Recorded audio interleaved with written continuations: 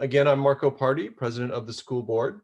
And on behalf of the board, I want to welcome you all to our second annual 2020-2021 State of the Students virtual edition.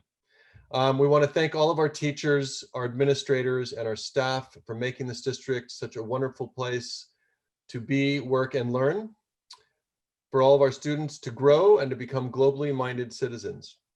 We also want to thank our parents and our community for entrusting us to foster growth and development within our children, particularly during this unusual time of learning and interaction.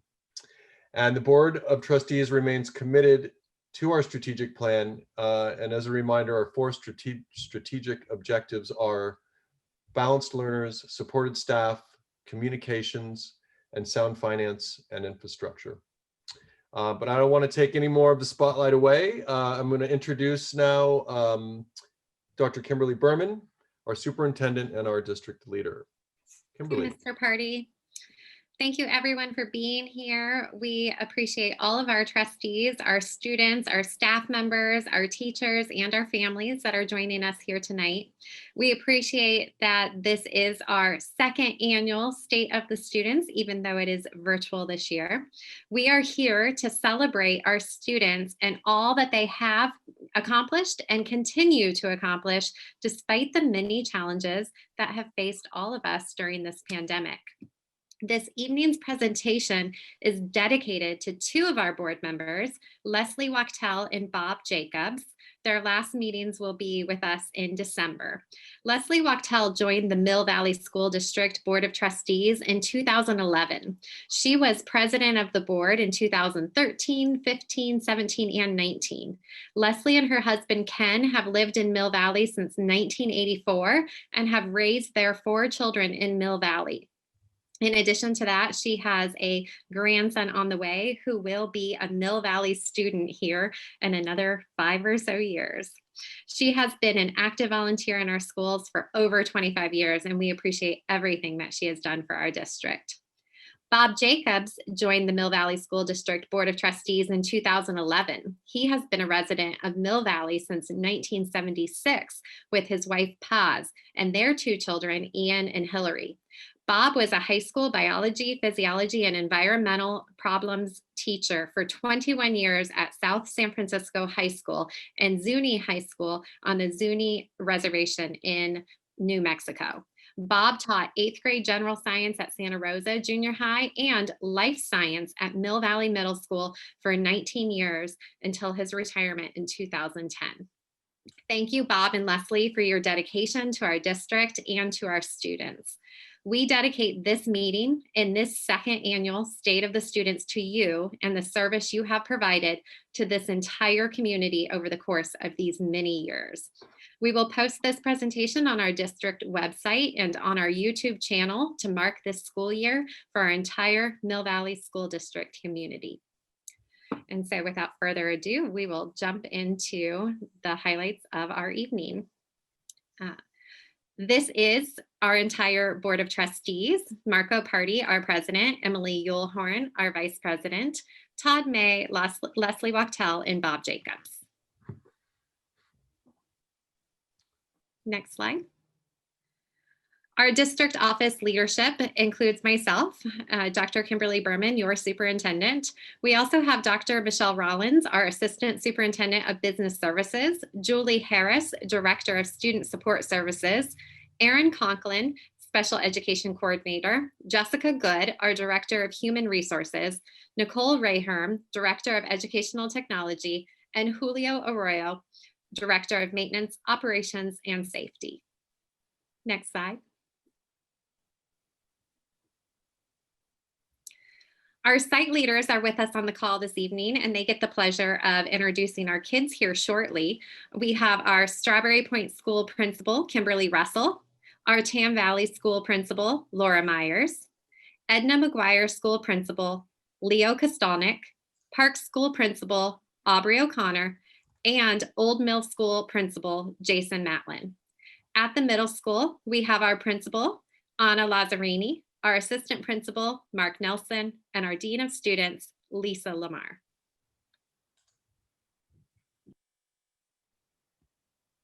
We are going to talk to you about our 4 strategic plan goals this evening. The first one, and we're going in reverse order, the first one that we will discuss tonight is our sound finance and infrastructure.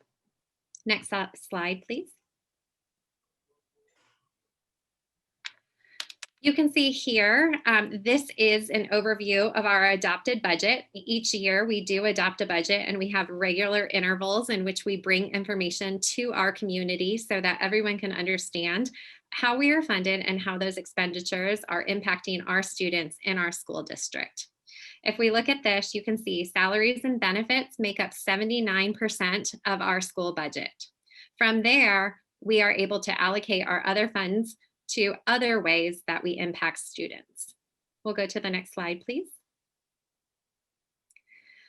It is important to note that we are a community-funded school district. There are 2 different ways for schools to be funded. One is that schools can be funded by state and federal dollars, and others can be funded by local property taxes, parcel taxes, and other local sources, making up a greater percentage of that funding. For us here in Mill Valley School District, 90% of our funding comes from that second way, the local property taxes, our parcel taxes, and those local sources. 7% of that is from Kiddo. Kiddo is our organization that supports our schools through our arts and music in particular.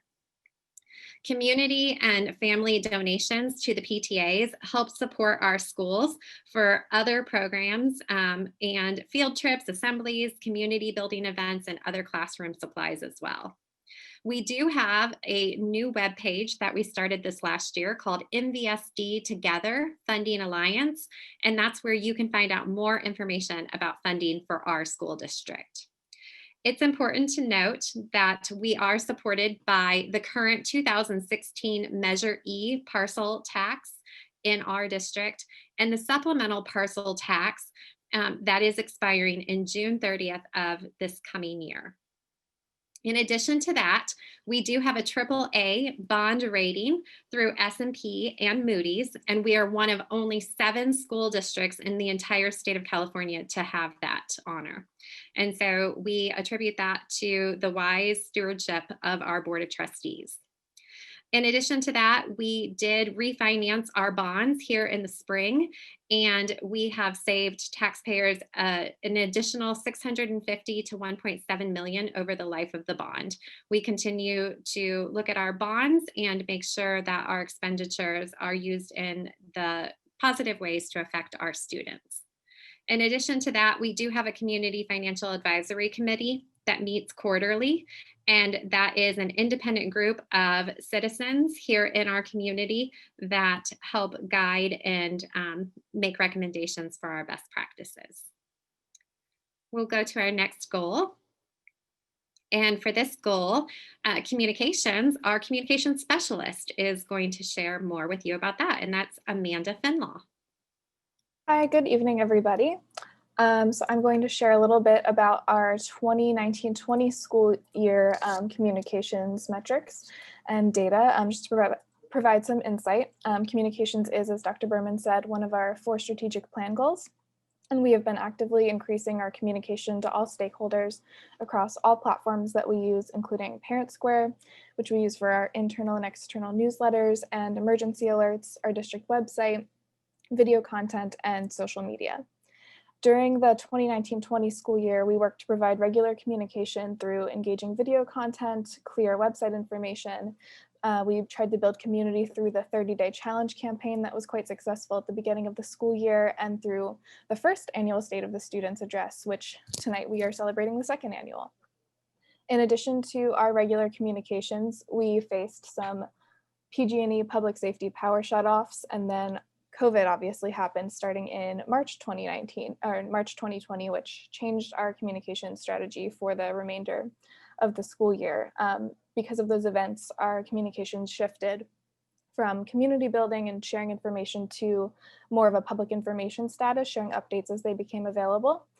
So that brought us into the 2021 school year with a bit of a change strategy. Now I'm going to go ahead and share some metrics and data from the 2019-20 school year. So our website which houses information for all of our stakeholders. We changed the template for that in November 2019. And the purpose of that was to increase usability, move the main navigation bar to the top. It was lower down and kind of hard to find for some people. So having that really easy at the top to find all the information that you need has been helpful, and just to improve the overall appearance. And we've been highlighting distance learning information and different meetings and access to webinars like this on our website. The district newsletter in 2019-20, the open rate was 14.1% higher than the 2018-19 school year. Some of that can definitely be attributed to our switch to Parent Square as our communications platform and having everything all in one spot. We sent 17 newsletters during the 2019-20 school year, and we rebranded from the Flash newsletter to just better reflect our current practices and current newsletter strategy. The newsletter platform switched, like I said, from Constant Contact to Parent Square, so that's definitely just easier for everybody to find information all in one place, either on the app or in your email inbox or in a text message.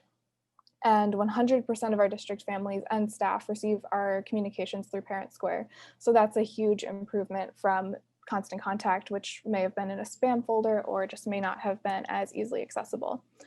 And all newsletters are also shared on our district website for full and complete transparency. Our board meeting highlights, something that we launched in January of 2019 to provide summaries and accessible information from all of our board meetings, and for increased transparency, has been a successful way to get more information out to people who can't always join us at these meetings. We sent 12 of these highlights during the 2019-20 school year, and we had a great average open rate, which increased by 7.4% from 2018-19 to 2019-20 to that 54% average open rate, which is much higher than the industry average. And we also have an internal staff newsletter. So this is just a differentiated way of sharing content with all of our staff, both classified and certificated. This is in addition to our regular newsletter, and we sent 8 staff newsletters during the 2019-20 school year. This supports 2 of our strategic plan goals, communications and supported staff, and this was created to streamline communications from all of our different departments so that staff weren't getting many different emails. There was just one space where everybody could find the most relevant information and also access it through Parent Square on their phone or computer. And our social media platforms grew a lot also during the 2019-20 school year.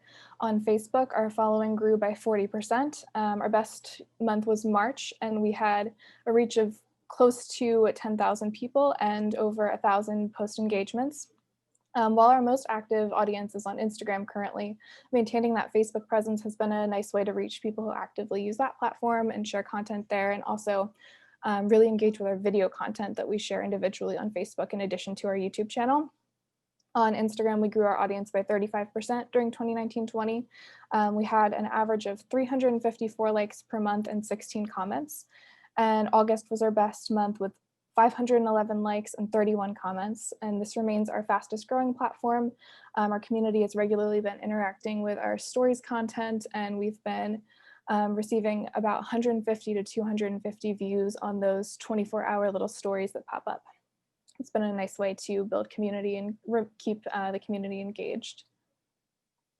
On Twitter, that's our largest audience, although Instagram continues to grow and will likely be our largest platform soon. But our strategy there has been geared toward announcements, educational achievements, and other like higher level announcements, because our audience there consists more of educational professionals and local organizations rather than parents and community members, which are our audiences primarily on Facebook and Instagram. On YouTube, during the 2019-20 school year, we had an average of 368 views per month and 103 hours of total watch time. Top videos were a challenge from MVSD elementary principals, which you may have remembered from the springtime when your principals challenged you to draw or create something from your school's logo or mascot, and the Dr. Kimberly Berman beginning the year news and events, which actually promoted last year's State of the Students address. And 37.5% of our YouTube traffic comes directly from Parent Square, which tells me that that's a really successful way to share our videos with our community. And another 11.5% comes from Gmail. And to discuss our media relations, we sent out 7 press releases during last school year. And we also had 34 news articles that were related to the Mill Valley School District. 16 were neutral in sentiment, 9 were positive, and 9 were negative. So we're continuing to always engage with the media and share our story. 24 articles were published in the Marin IJ, 4 were in the Patch, 2 in the San Francisco Chronicle, and 1 in Capital Weekly. And just to give some highlights from this school year so far, we're only a few months into it, but just to give a little bit of information on our website, we've continued to share updated information related to distance learning, extended distance learning, and the return to in-person instruction, safety and PPE information, and our Q&A. And we have been sharing public meeting links and meeting recordings like this meeting that you're in today. On our newsletter, we're currently sending weekly updates to all of our families and all of our staff, sharing information, resources, and meetings and webinars. We've sent 16 newsletters between July 2020 and present to all community members, and we've had a 37.8% average open rate, which is 5.8% higher than last school year. So having that consistency has really increased our viewership there. And on our staff newsletter, we've sent 10 this school year with a 73.8% open rate, which is also 7.9% higher than last school year. For videos, we've shared more video content than previous years and have seen higher watch time due to sharing meeting recordings. We've had 361 hours of watch time from July to October 2020 and over 3,000 views during that same time period. Our top video was just recently the Mill Valley Middle School information session and EDL overview, which had 622 views. And on social media, our PTAs have been working to build community for each of their schools on Instagram, and we've been sharing their stories on ours just to continue to showcase the amazing work that our sites and our PTAs are doing. We have currently grown our Instagram to 1,314 followers with an average monthly reach of 781 for this school year. We've continued to grow and engage our Twitter and Facebook followers as well, and our current social media strategy is focused on sharing updates and videos primarily at this time. And just to highlight some communications information in general, our current strategy includes continuing to provide consistency and transparent information across all of our communications platforms that I just highlighted, increasing our post frequency on Instagram and increasing engagement on all social media. So follow us if you don't already. Continuing to regularly share our video content, analyzing data, and regularly adjusting our strategy as needed, and continuing to respond to all media inquiries. So as a school communications professional with close to 5 years of experience, I have membership with the National School Public Relations Association and the California School Public Relations Association, which gives me access to statewide and nationwide communications resources and regularly sharing ideas and resources with other colleagues throughout the state. And additionally, I'm pursuing my accreditation in public relations through NSPRA, and that should help to boost our communication strategy as well. And that is all for tonight.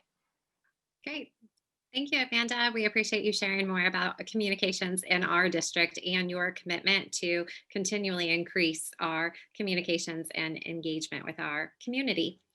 And next, we are going to take a look behind the scenes. We know that our staff does that critical work to develop our students, and the effort that they have done during this time has been exciting to see.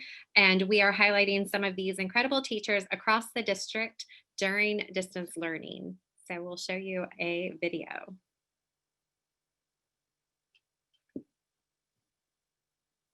Teaching looks different this school year. Hear from our teachers regarding ways they are engaging their students. I've been using our class time together to really focus on having discussions, having them interact with each other, and then assigning a little bit more independent work for them to do at home than I would in a normal school year. I've been using Google Docs to post comments on their work and share feedback that way, and then students can make revisions and edits and resubmit work if necessary. But it's actually allowing me to, in some cases, see even a little bit more of my students' work. One of the things I've actually loved about Zoom is using the chat feature. They can ask questions as things come up while I'm talking. A lot of times I will pose a question and ask everybody to respond. It allows everyone to participate. And so I've actually really loved Zoom chat, and I've had students share some really insightful things in the chat that maybe they wouldn't be as comfortable saying out loud. My favorite part actually is getting to see their cats and dogs in the backgrounds of the Zoom. I'm a big animal person, so I love that. That's something that, it doesn't distract them, and I love being able to see the pets, and they're excited to be able to show them off too. So we get to see a little bit more of their personalities from their home environment, or from if they choose to use a virtual background. I have this one student who always has a bunch of different planes, so I get to kind of learn a little bit more about his interests, and so that's been kind of a silver lining of this experience, is I do feel like in some cases I'm getting to know some of the students a little bit better. Hi, I'm Alex Duvall, and I'm teaching first grade at Tam Valley School. The switch to Zoom learning as opposed to in-person has been difficult for sure, and I know that everyone is working really hard to make it work. I could tell you about so many pieces of technology that teachers are learning to use, like Screencastify and Google Drive and Seesaw and everything else, and I am constantly impressed at how my colleagues are able to very quickly learn these tools and implement them to engage and teach and assess all of our students. It might surprise you that my favorite strategy is actually pretty traditional, and it's to get things into the hands of our kiddos.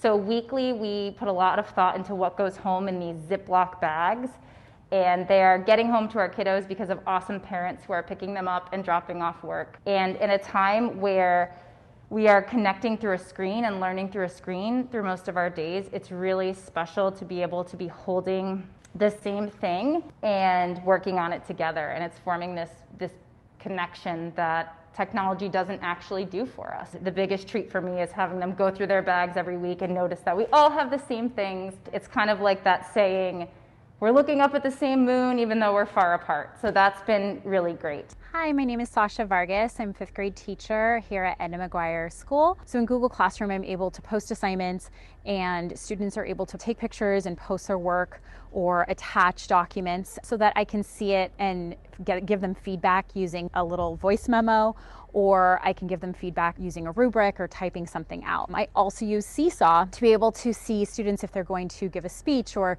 read something aloud or post a work and type directly on it or write directly on it. Another thing that we use in class a lot is Pear Deck. I can engage with them in real time and see what they're working on. It's almost like an interactive whiteboard idea. Another way I do this is just by putting them in breakout rooms. And when we're on Zoom going to and from, I pop into a breakout room and we have discussions this way. So small groups or one-on-one, and I can check in on their understanding. This is one of the benefits of distance learning, is I feel that more than ever I've been able to really zoom in on how the students are doing based on real time using different applications or platforms, and then being able to touch base with them. Some fun things we've done in distance learning, because not all of it has to be just academics. We really have to tune in onto their social emotional needs and just keep it light. I will do just your old-fashioned whiteboards, and I have all the students pull out their whiteboards that we gave them, and I will tell them to draw a certain number of triangles or a certain number of circles and a certain number of lines,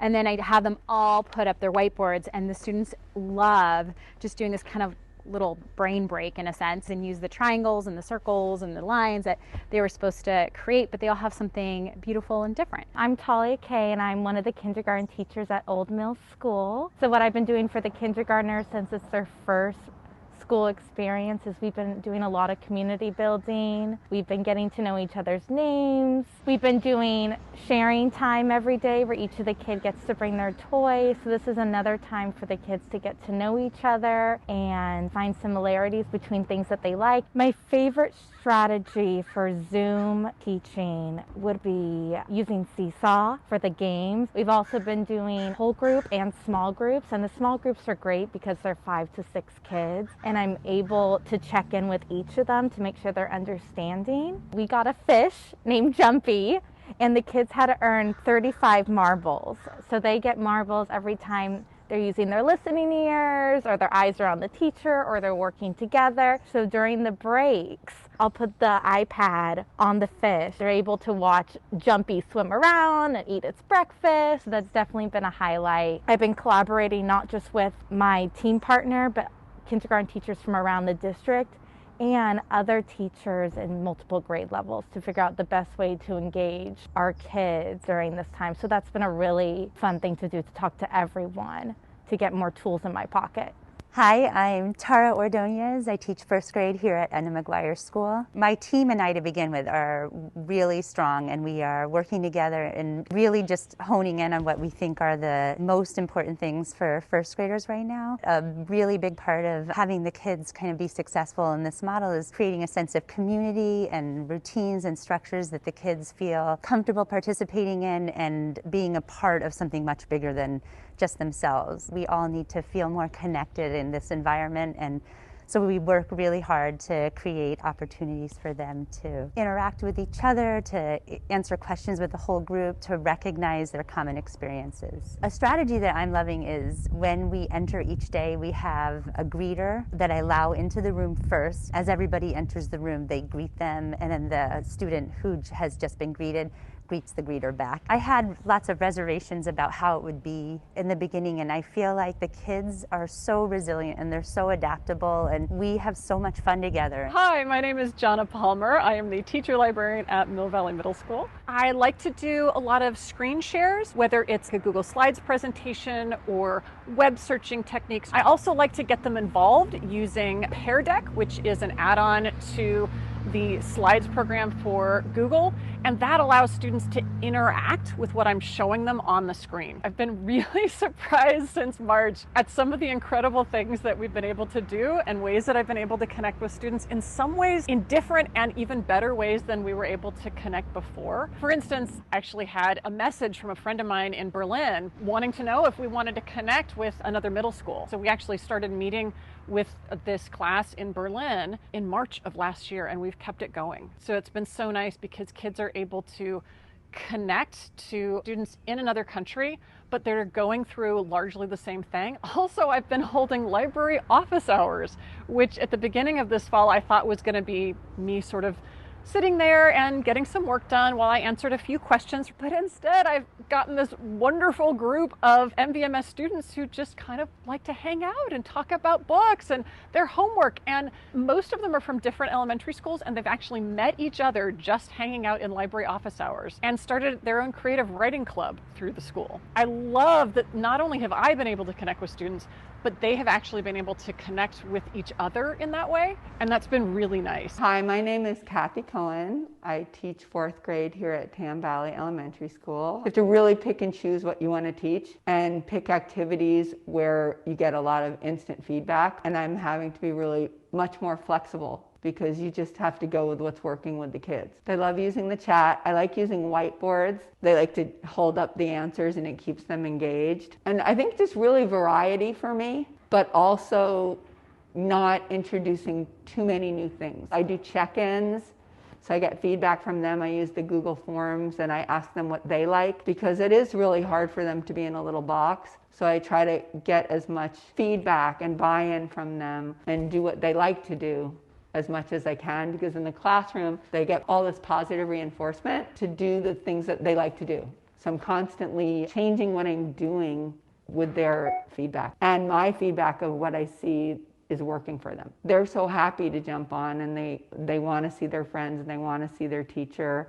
And I've had some afternoon, small one-on-one meetings, and that's been really great. Hi, I'm Sarah Fortine. I teach 1st grade here at Old Mill School. Some of my favorite distance learning strategies are to use a lot of humor, to take frequent breaks, and to keep the kids really engaged by having a lot of back and forth. And I'll have them check in with me. Sometimes kids are right there in the camera, which is great. And sometimes they are like, you see the top of their head mostly, because maybe there's a screen here and the camera is here. So I'll like, Charlie, check in with me, wave if you're okay. Lots of thumbs up, having a really developed protocol for when they can unmute, which has really been great. My 1st graders have been fabulous on Zoom. So one of the things that we started from the very beginning is sending home a packet of work, and I'm able to look over them, and I write sticky notes back to them, and I also write a few notes for myself, things to work on, and then they get sent back so they can work on revising them and adding details. Once a week, I meet with every kid for 10 minutes on Zoom. I usually have them read to me, or we talk about writing. Those are both ways for me to give them a little lesson, and also for me to do some frequent assessing to see how they're doing. Thank you, teachers. It was great to be able to hear from you. And we appreciate being able to go into our classrooms and give everyone a behind the scenes peek. And now it's my pleasure to ask our this school year. Hear from our teachers regarding ways they are engaging their students. I've been using our class time together. pause our video. Oh, there we go. So next we are going to focus on our final goal, which are our balanced learners. Those are our students. And it is my pleasure to ask our principals to introduce their students who will be answering a question that provides all of us with a current view of our state of the students in the Mill Valley School District. We know how important it is for us to give our students the opportunity to speak and weigh in on important issues that affect their lives, their classmates' lives, and our entire community. You will see tonight that our future rests well in the hands of this generation of Mill Valley learners. And so first up, we have Mr. Leo Kostalnik from Edna McGuire Elementary School. Hello, everyone. Today from Edna, we've got Zola Saunders and Mila Zamzik. Our question: this summer, our country focused on racial injustices. What would you change in our local community to make a difference, and how would you start? Do I go now? Okay. Go for it. Hi, my name is Zola Saunders. Today I'm going to tell you what I would change in Mill Valley to make a difference. One thing I would change is how people respect others' points of view. We may not all agree with each other, but it is important to be respectful of other people's views. For example, if there is a sign that supports an issue that you don't agree with, don't go over and take it or paint over it. Instead, just keep in mind that just because you don't agree with it doesn't mean that whoever posted it is a bad person. It is important to be open-minded about other people's thoughts. For example, I thought it was sad that somebody painted over the Black Lives Matter sign of the electrical box near Edna McGuire Elementary. It is disappointing that whoever painted over the Black Lives Matter sign was not open to tolerating other people's points of views. In fact, this was a very disrespectful act. I have also noticed that Mill Valley is full of mostly white people, that there are not very many Black people living around here. Because we aren't in a very diverse community racially, I think that we should all learn a lot more about racial injustice by talking about it. Something that would help us better understand the experience of others is if it could be explained more in school. I think two very important things to change about Mill Valley during this time are being open to other points of view and talking more about racial injustice that others experience. Thank you for listening. Now Mila Zamchek will tell you about what you can do to start making a change. Hello, my name is Mila Zamchek. I'm going to tell you how we can start to make a difference in Mill Valley. To show support, you can put a Black Lives Matter poster in your window, or you can participate in protests. This may be hard because we are also facing the challenge of COVID-19, which means we need to stay 6 feet apart in order to practice social distancing and prevent spreading the virus. That said, we can't just do nothing about this national problem. It is important for the parents to talk to their kids. This is a challenge we have to face. Racism is a real problem we can't solve if we don't fight, and that starts with talking. We need to talk to our kids, help them listen and understand what racism means and how it is alive today. Talking may sound like something small, but I promise it will do so much more. For example, when you have a bad day, you might go to a friend or a parent for moral support. With them, you would talk about how to fix the problem. That is the same thing as talking to other people around you. Talking can't help us figure out a solution. In order to do those things, people need to hear what we have to say. What is happening in the US right now feels so very wrong. We need to show support, talk, listen, and vote. I may not be able to vote just yet, but you can. I'm a kid, and I know there's some people who can make big, positive changes for our country. A vote for a person who you believe works hard to improve our lives is a step in the right direction to make those big changes happen. But it's not just the president you can vote for. You can also vote for local leaders. They are on the ballots too. Like I said, you need to talk, listen, and vote. Those are the 3 main things we can all do to impact the challenges and make a difference here in our nation. Talk to your kids, listen to the people who are trying to make changes, and vote for the people that you believe will help our country thrive. You can make a difference with your actions. Thank you for listening. Thank you, Zola and Mila. You have definitely provided us with excellent recommendations, and we definitely hear your voice and appreciate you talking and listening. And next up, we will hear from our newest MVSD principal, Mr. Jason Matlin from Old Mill School. Good evening. Tonight we have Will Zurcher, Annika McKee, and Emma Terrell. And the question is, we have just recently had a presidential election. What would you do if you were president of the United States? So go ahead, Annika, if you want to start.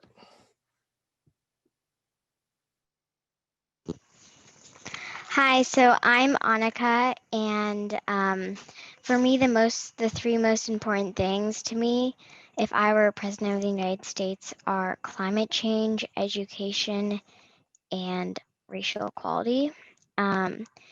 And climate change is important to me because our future depends on our actions today. So if I were president, I would take more action for using renewable energy sources. I was part of a team of students called Green Team that helped make our school make it more climate friendly. In Mill Valley, we are very aware of environmental issues, but in other places in the US, factories pollute the air and oceans. I wouldn't want it to get worse and affect animal habitats further. This is why climate change would be important to me if I was the president of the United States. Another really important thing to me, if I were president, is education. In Mill Valley, we are very privileged to have really good books in the schools, good learning materials, and amazing teachers.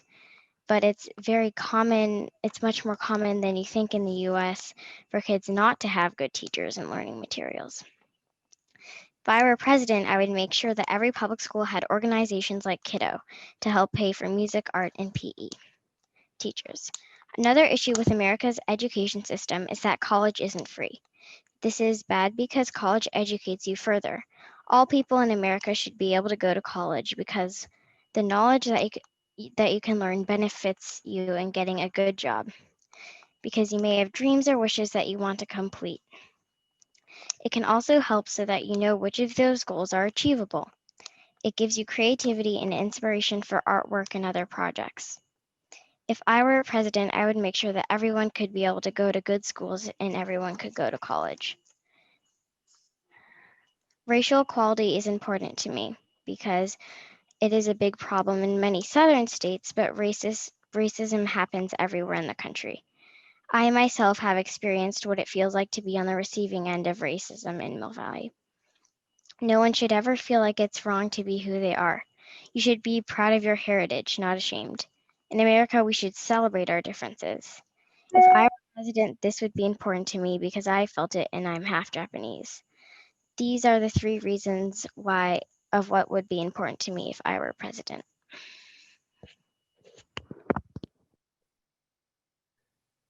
Thank you. Great job, Annika. Will, go ahead. Hi, I am Will Zurcher, a fifth grader at Old Mill School in Mrs. Furner's classroom. I'm excited to talk with you about what I would do as President of the United States.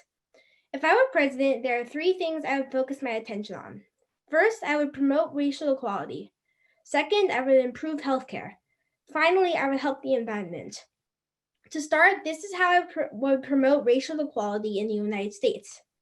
First, I would provide more affordable housing options to give minorities and their children access to better education.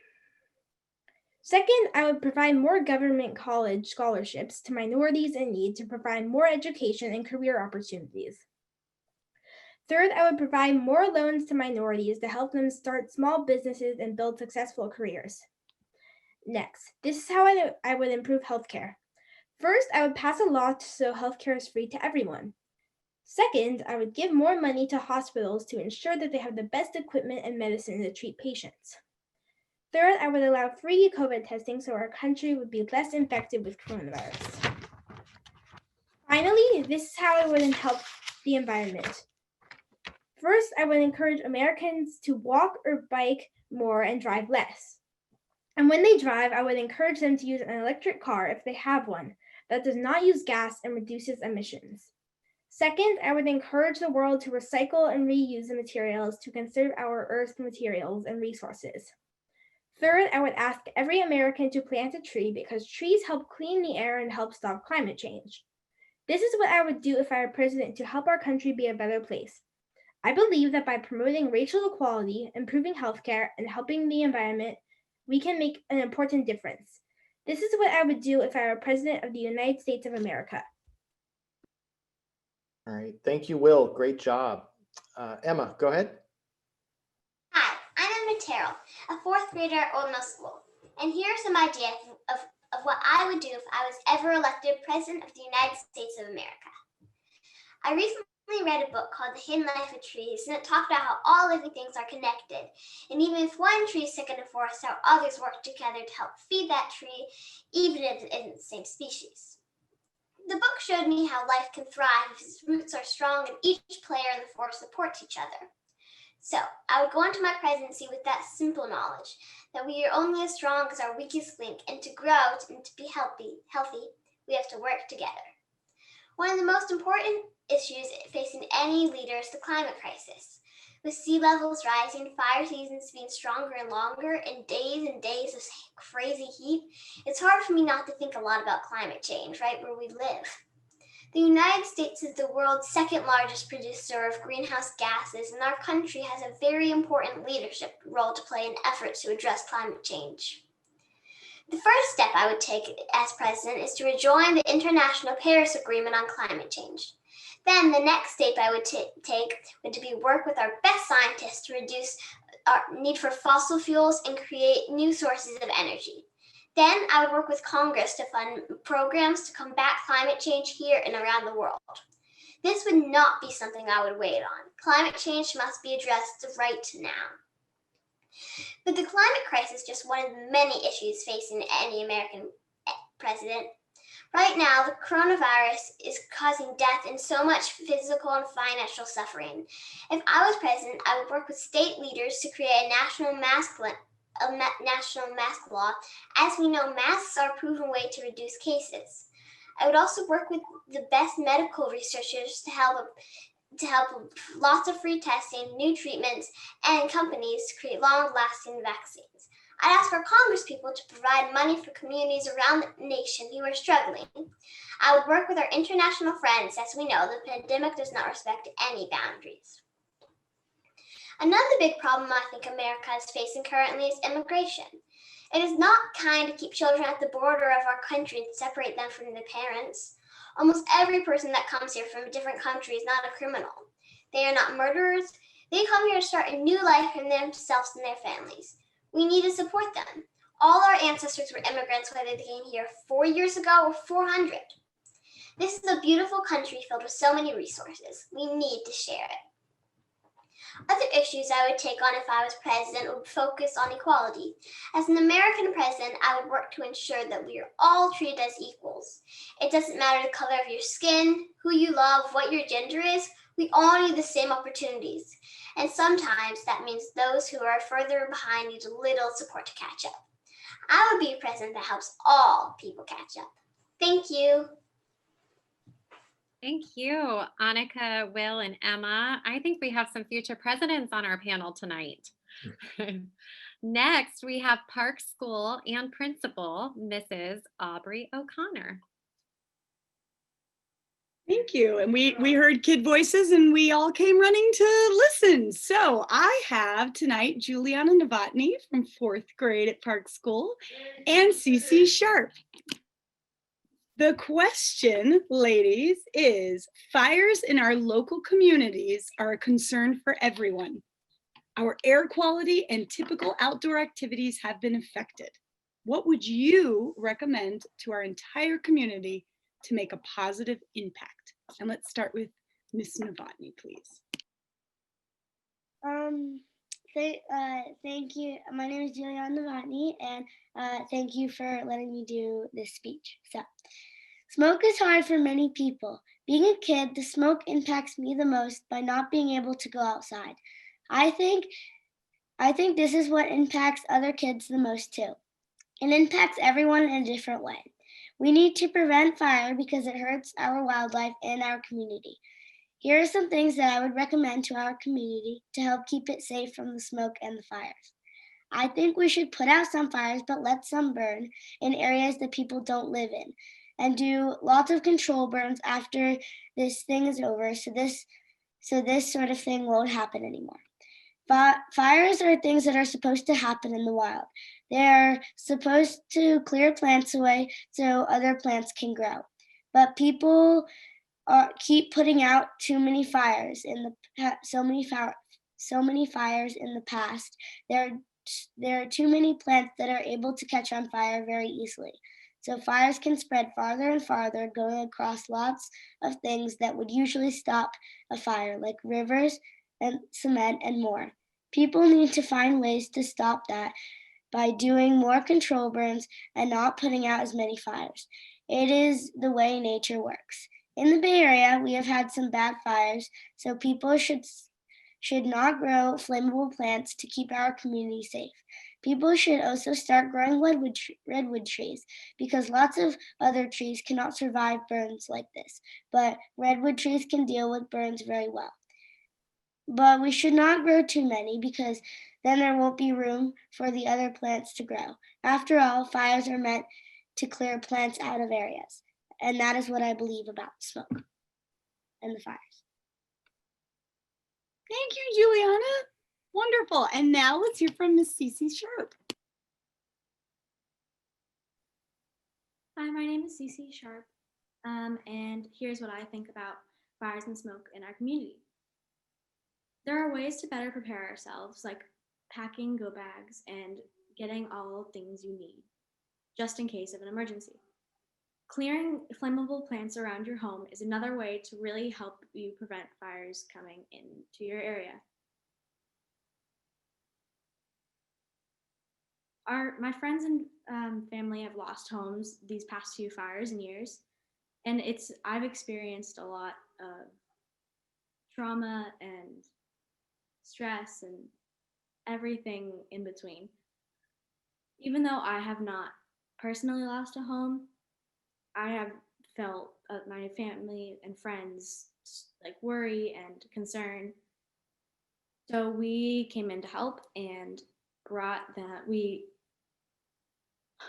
helped them with finding homes for them to stay in temporarily, putting resources back in there, and writing thank you letters to first responders, giving them a power, buying food and drinks and everything we need to help support them. And the smoke is tough. It's really bad. Wearing N95 masks, which we are already almost all doing, isn't that big of a transition from what we're doing now. But wearing that can really help you like filter everything out and make you feel better.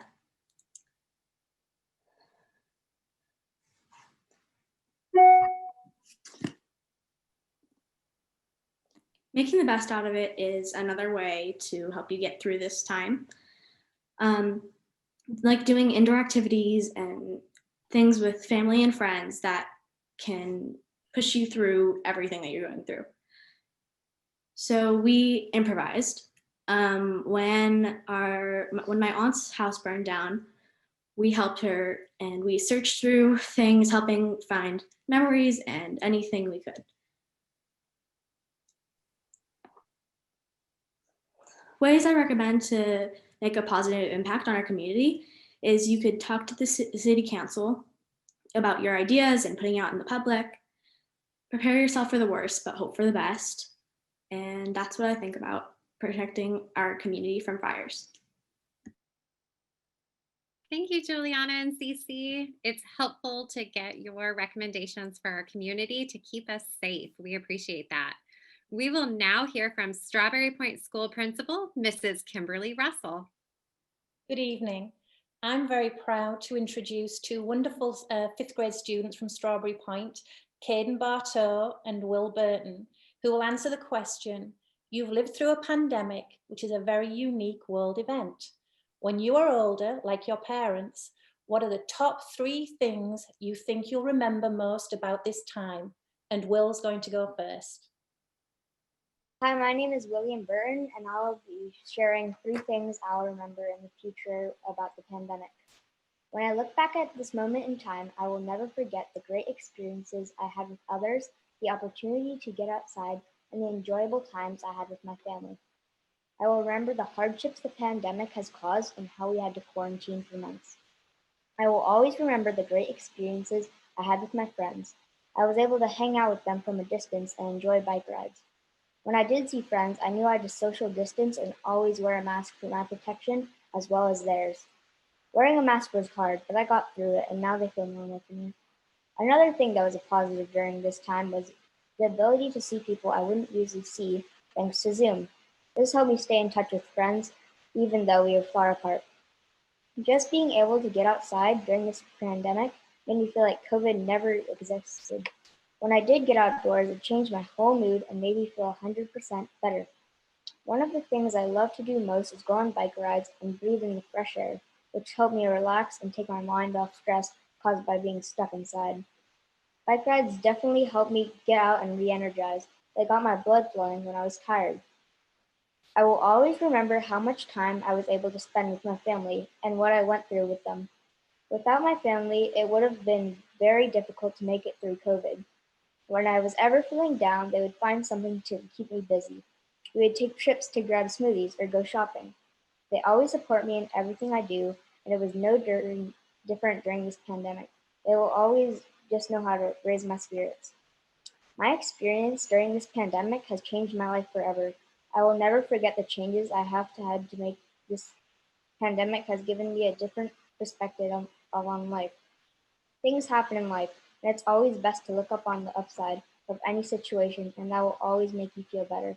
This experience, this experience will help me with never make a fuss about something when it's hard. It has helped me realize that we need to work together to move past this virus. This pandemic is hard, but I'm getting through it, and I believe everyone can. Thank you, Will. Caden, your turn. Hi, I'm Kaden Bartow. When I am older, I think the top 3 things I will remember about the COVID-19 pandemic are having to wear a mask, not being able to see my friends, and doing online learning. I will always remember having to wear a mask because it has become a routine to take my mask whenever I go outside. At first, I thought wearing masks was annoying. Now, I think masks can be useful. For example, not only does it help keep others healthy, but masks can keep parts of your face warm. Also, masks can be fashionable. For example, my favorite mask is a green camouflage one, which I find is really unique. Not being able to see my friends has been challenging. I used to see my friends all the time at school and outside of school, so I think the fact I couldn't see them will be memorable. Still, I've been able to connect with friends by going to people's houses for social distance playdates and bike rides. During this time, I have been able to see my extended family more often, and I am lucky to have my siblings to play with. School during this pandemic has had its challenges too. For example, sometimes Zoom won't work, or sometimes managing due dates on your own can be tricky. Even though distance learning has felt complex and new, it has allowed me to set my own schedule for certain assignments. It has also allowed me to have more time for other activities like drawing, swimming, and taekwondo. During these hard times, some things can be challenging, but other things can be good. It is important to look on the bright side when faced with challenging situations. Thank you, Will and Kaden. We appreciate hearing your memories, and I'm sure they're ones that we will all remember as well. Next up is Mrs. Laura Myers, principal of Tam Valley Elementary School. Hi, today we have Jasmine Thomas-Ganey and Evan Reckner, and their question is, 2020 was or is quite a year in your personal history. Fast forward to 2035. What do you think you'll be doing in your life, and what will you be most proud of from this year? And let's start with Jasmine. Hello, my name is Jasmine Thomas-Ganey, and I'm a 5th grade student at Tam Valley Elementary. And I also happen to be the student council president. I was so excited when I was asked to speak today, and I want to say that you all had me thinking for a long time. I never thought that trying to think about what I'd be doing with my life in 2035 would be so hard, but I was finally able to put something on the page. Now, the funny thing is, I did the math wrong the first time, and I thought I would be 35. So I started brainstorming all of these ideas. If you don't know me personally, you should know that I've always wanted to be president, like since I was about 3 years old. But then I realized, after checking with my mom, I'm only going to be 25 in 2035. So I thought about it some more, and I know that I'll still be going to school, probably studying law or political science. I also see myself working in the community. Other than being the president, I've always wanted to do something to help out kids, by either doing art projects with them or trying to encourage their districts to get more arts in their schools. If you can't tell, I love all forms of art because I think that it can be expressed in so many different ways. And it's really motivational. Going back to the question of what I thought would be most proud of from this year. 1, I would be happy that I made it through 2020, because let's face it, we know it's been quite a year. 2, I know that 10-year-old me is happy that I became student council, because 25-year-old me will look back and remember this huge opportunity helped me to follow my dreams and prepare on my career path. I know at this time I'm probably pushing the clock, so I want to wrap it up by saying I am grateful that I've been given this opportunity, and I want to thank you all for taking the time out of your day to listen to me talk about my future, hopes, and dreams. And to my fellow learners, make sure you always follow your dreams and don't give up. I have no doubt that we will see Jasmine on the ballot in the future. All right, so Evan, take it away. Hello, my name is Evan Reckner, and I'm a 5th grader at Tam Valley Elementary School. The year 2020 has been a roller coaster of a year. And as for so many of us, the start of the year was just usual. For me, I was super excited for my basketball games, the first basketball games of the season. And baseball is just getting underway. Whoa, did we look like we're gonna have a great team? Things looked to be normal. Then the pandemic hit and everything was canceled. It was disappointing to me and my friends who had to adapt to so many changes. If there's one thing that I've learned from this year, it's that you can never be too sure what the future holds. I really like architecture, so I could see myself becoming an architect. Anything related to the structure field, actually, I could see myself in. I know perseverance is what I'm most proud of from this year. And also our school has taught us things like the patience tool, which is a breathing technique to help us focus and become ready. Hopefully the events of this year have taught us all to be more resilient. In 2035, I can infer from the things that I've learned from this year that I'll be patient, persevering, resilient, and ready to adapt to any environment. Thank you for taking your time to hear my thoughts. I agree, Evan. You already are all those things. Thank you both so much. Thank you, Jasmine and Evan. I'm glad to hear that this question made you do some deep thinking. We can't wait to find out who you will be at age 25. And so we hope you'll come back to the annual State of the Students in 2035 to tell us. And next up, we finally have our Mill Valley Middle School team led by Principal Ms. Anna Lazzarini, Assistant Principal Mr. Mark Nelson, and Dean of Students Mrs. Lisa Lamar. Anna? Hi, good evening, everybody. Today we have Josephine Moore and Felix Fulton as our student speakers. Your question is, being in quarantine has been a very isolating experience. Though we have Zoom, phone calls, FaceTime, and socially distanced visits, we don't have sleepovers, the same amount of time to hang out with friends, and regular school days to see our peers. What advice do you give to your classmates who are feeling isolated and lonely during this time? Let's start with Josephine.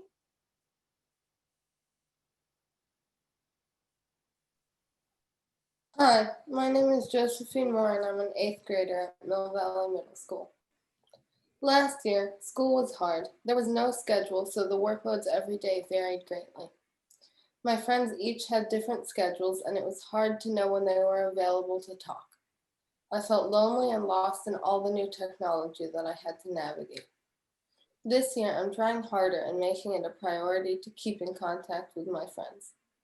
If you are feeling lonely, work with your parents so that you can have enough tech to maintain contact with your friends easily, and with your friends to organize meetups, in person when possible, but also online with FaceTime or Zoom. Since everyone at these schools has Zoom, you can make your friends your Zoom contacts and chat with them that way. But there's also so many other apps for communication like Discord and House Party. You can also set up an agreement with your friends to say hi back, even if it's a while after you or your friends sent it. Let friends know that you've been feeling lonely and reach out, especially if it's to friends that you haven't talked to in a while, because that can give you another person to talk to. Use any time that you have on a screen as a social event instead of another excuse to isolate, and play online games with your friends. If you do, make sure to FaceTime or Zoom so you can talk while you play. School clubs are another good option, as they can help you find others with similar interests and help you hang out with them. Lastly, my family watched a class on negotiation and learned to mirror what a person just said. What that means is to repeat the last few words as a question to get them to talk more about it. It can help if a conversation is getting awkward, and I used it to get friends to talk more.